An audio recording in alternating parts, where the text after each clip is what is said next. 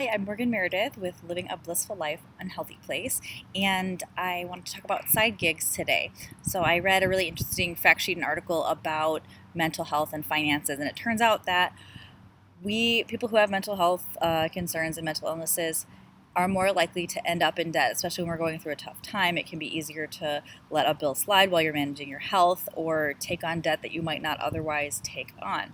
And at the same time, it's also our finances and our debt have more of an effect on our mental health if we are taking on that debt. So it actually goes both ways.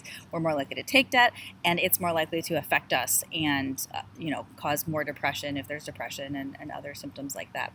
So start thinking about, what are some ways to start dealing with this. And side gigs are a great one because it can be really intimidating and like almost inaccessible to look for a new job when you're miserable in the job you have, and when it's not, you don't feel the self-confidence that you do when you're feeling healthy to go out and apply for things and do those interviews and all of that. So a side gig is something that you do either in addition to your full-time job, or maybe you sort of piece some of those together to get a higher income kind of thing. And so you can start chipping away at that debt or preventing some of that debt as well. And you can really feel like you're making progress towards a goal, whether you're saving up for something or just, again, trying to pay off some debt that you already have. So side gigs include all of the sharing economy stuff, home sharing, renting out an extra room or your couch or whatever, if you've got room like that.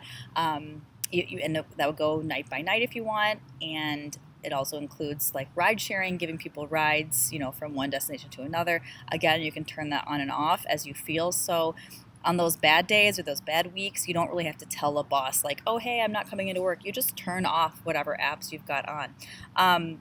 Some side gigs also include like a more active portion, like selling things, whether it's items in your home that you don't use that are just kind of sitting there, or clothes that don't fit, and those can make us feel really unconfident as well. So getting rid of some of those things that don't fit anymore but are still nice brands, or something like that, can be another side gig. Some people even take it to another level and they start buying and selling things at estate sales, and they just sell them maybe on a local marketplace, or an app that does that kind of like peer-to-peer buying and selling.